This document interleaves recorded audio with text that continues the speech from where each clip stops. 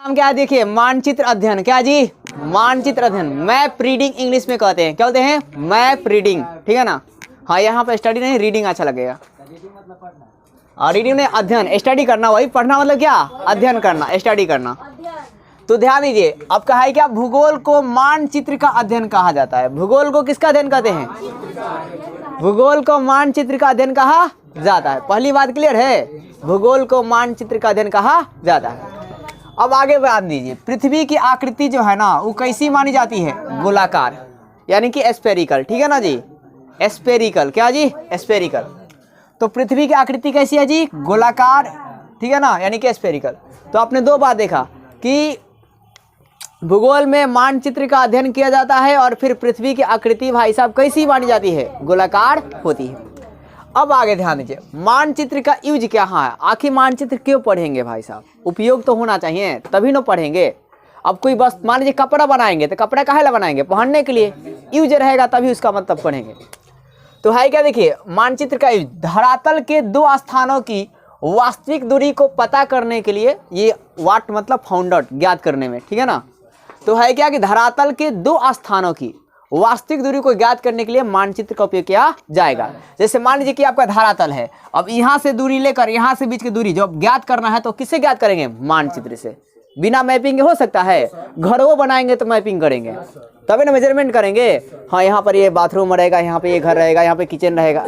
ऐसे किया था नक्शा में। नक्शा बनाए देखे ना जी, 15 लाख मतलब 15,000 20,000 ये आता है, बड़े बड़े के लिए बड़ा बड़ा। ध्यान दीजिए। हाँ, अब यहाँ पे एक वर्ड है मापन विधि। ध्यान दीजिए, तो मानचित्र में जो दूरी होती है, ध्यान दीजिएगा, मानचित्र की दूरी, सुना दिया?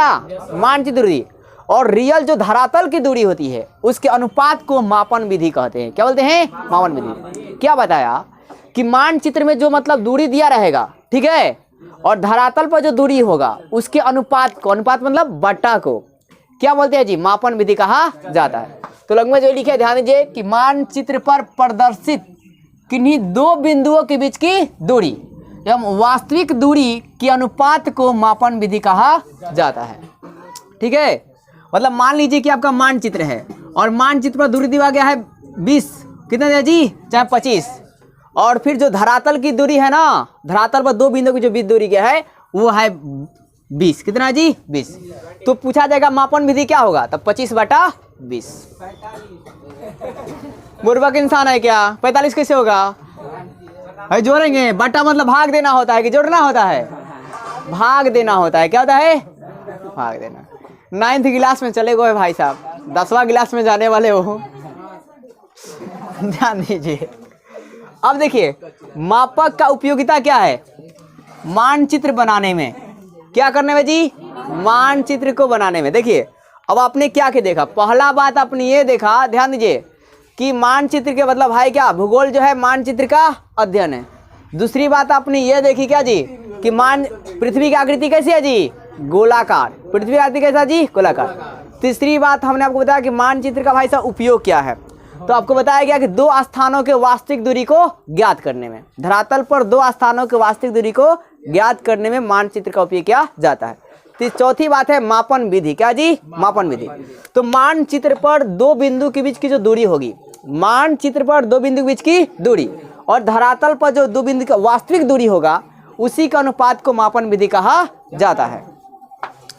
अब आगे सुनिए, मापन विधि की उपयोगिता मतलब पूरा यूज तो है क्या? पहला बात है मानचित्र को बनाने में। दूसरी बात है धरातल के क्षेत्र को मानचित्र पर सही सही प्रदर्शित करने में। मतलब पृथ्वी हो गया ना जी, तो पृथ्वी धरातल पर कहाँ क्या क्या है उसको सही सही प्रदर्शित करना है, तो आपको मैपिंग आना चाहिए, मानचित्र की सहायता लेना पड़ेगा, तभी जाकर आप सही सही दर्शा सकते हैं कि इधर नदी है भाई साहब, इधर तटीय क्षेत्र है, इधर ये है। ठीक है? हाँ, अब आगे ध्यान दीजिए, भूखंडों को, सीमा रेखा को भी इसी से दर्शाएंगे। भूखंडों को लघु रूप में प्रदर्शित करना। भूखंड जानते हैं?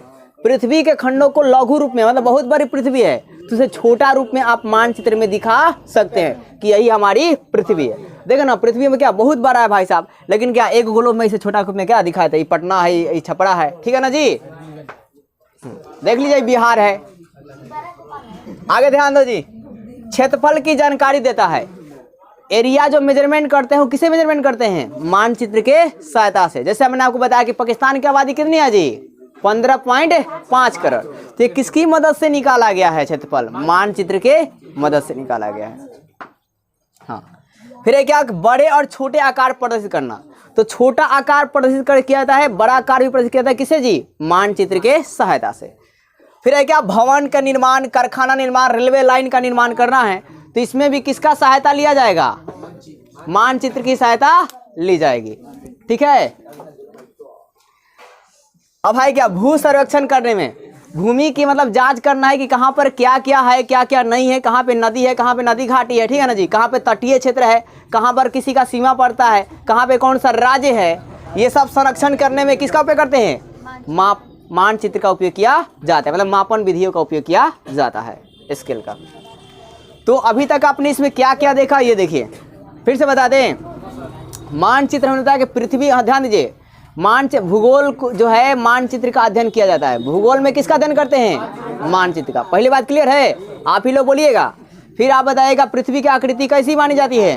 गोलाकार। कैसा जी? गोलाकार। फिर मानचित्र का उपयोग भाई साहब किसमें करते हैं? धरातल पर दो स्थानों के बीच की दूरी को ज्ञात करने में। फिर मापन विधि किसे कहा जाता है? तो मानचित्र पर, कहा जी? मानचित्र पर किन्हीं दो बिंदुओं के बीच की दूरी और धरातल पर किन्हीं दो बिंदुओं के बीच की वास्तविक दूरी की जो अनुपात होगा, क्या होगा? अनुपात होगा, उसे मापन विधि कहा जाता है। धरातल मतलब जमीन, ठीक है। अब इसका उपयोग बताया था क्या? तो धरातल के मतलब धरातल पर मानचित्र को सही सही प्रदर्शित करने में, छोटे बड़े स्थान को बताने में, भूखंड को बताने में, रेलवे लाइन के विकास में, कारखाना के बनाने में, ठीक है ना, भवन को भी बनाने में मैपिंग का उपयोग किया जाता है। उपयोग एक दो याद कर लीजिएगा, क्लियर होगा। अब मापक प्रदर्शित करने की कितनी विधियां है? 3 विधियां है।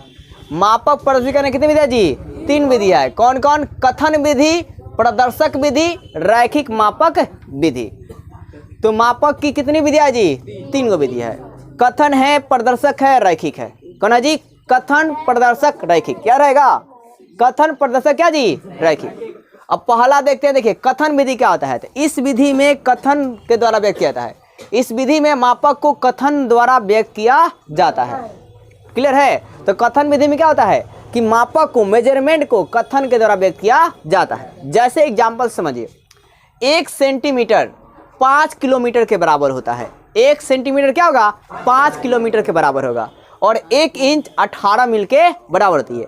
अब इस बात को समझिए, पहला कथन क्या कहता है कि 1 सेंटीमीटर 5 किलोमीटर के बराबर होता है। इसका मतलब यह हुआ कि 1 सेंटीमीटर जो ग्लोब पर दिखाया जाएगा ना विद्यार्थी, समझिए, यही बात समझना है। मान लीजिए आपका ग्लोब है, ठीक है ना, तो मानचित्र है, तो इस मानचित्र पर जो 1 सेंटीमीटर लिखा रहेगा ना मानचित्र पर, वो धरातल के 5 किलोमीटर के बराबर होगा। धरातल कितना होगा जी? 5 किलोमीटर के बराबर होगा, ठीक है ना। धरातल मतलब ना पृथ्वी पर। और फिर मानचित्र का जो 1 इंच होगा, मानचित्र में क्या जी, जो 1 इंच होगी मानचित्र में, 1 इंच जो है वो 18 मील के बराबर है। धरातल पर क्या है? 18 मील के बराबर है। तो बात समझ आई? अब आगे देखिए, इसका यूज जो है ना काचीकरण में करते हैं। तो भाई साहब मानचित्र पर 2 स्थानों को बताने में करते हैं। ध्यान दीजिए, मानचित्र पर 2 स्थानों को दूरी बताने में इसका उपयोग करते हैं। पहले कथन का उपयोग करते हैं, और दूसरे कथन का उपयोग जो है पृथ्वी पर 2 स्थानों के बीच की दूरी को ज्ञात करने में किया जाता है। फिर से एक बार सुने, क्या सुना आपने कि मान कथन विधि में क्या था जी? 1 सेंटीमीटर बराबर कितना होता है? 5 किलोमीटर। कितना होता है? 5 किलोमीटर। और इसका यूज कहाँ करेंगे? मानचित्र में 2 स्थानों के बीच की दूरी को ज्ञात करने में। और दूसरा कथन है 1 इंच बराबर कितना जी? 18 मील। और इसका यूज कहाँ करेंगे? भूपृष्ठ पर, मतलब धरातल पर 2 स्थानों के बीच की दूरी को ज्ञात करने में। बोले कोई दिक्कत है? चलिए अब हम पूछते हैं, बैठिए बैठिए।